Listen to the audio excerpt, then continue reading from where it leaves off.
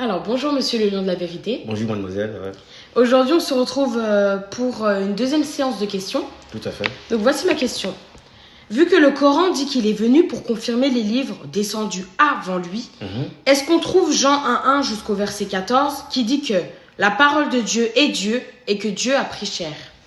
Merci. En tout cas, voici une question qui va ouvrir la lanterne de tout un chacun afin de comprendre qu'effectivement, nos frères musulmans qui font beaucoup de bruit dans la rue et qui disent qu'ils font la dawa, ils ne prennent même pas la peine de pouvoir lire leurs propres livres pour prendre connaissance de ce qui est écrit dedans. Puisque Jésus-Christ de Nazareth, qui est le Dieu créateur du ciel et de la terre, l'alpha et l'oméga, le premier et le dernier, le commencement et la fin, celui en qui il n'y a aucune évaluation qui ne change pas, qui ne ment pas, qui est pur dans le Coran, Surat 19, ayat 19, et qui est la parole de la vérité, Surat 19, 34, ne peut plus mentir. Alors effectivement, si Jean 1.1 et Jean 1.14 ne se trouvent pas dans le Coran, c'est que Jésus-Christ n'est pas Dieu. Mais puisqu'il est Dieu, forcément, on doit le retrouver dans le Coran. Et je m'explique, avec des versets coraniques à l'appui. Alors, la demoiselle me demande tout simplement, est-ce qu'on retrouve Jean 1.1 et Jean 1.14 dans le Coran? J'ai dit oui.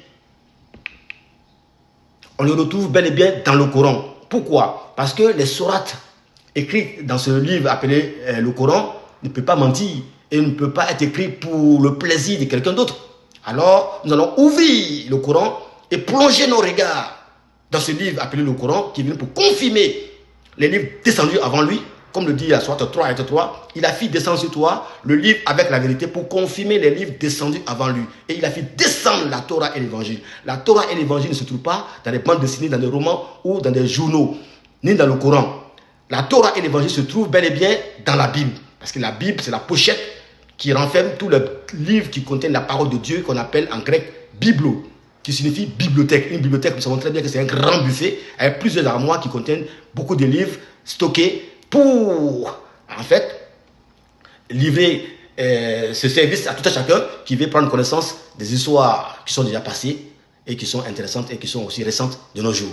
Alors, sur ce, nous allons rentrer dans le Coran pour voir s'il y a Jean 1.1 et Jean 1.14 dans le Coran.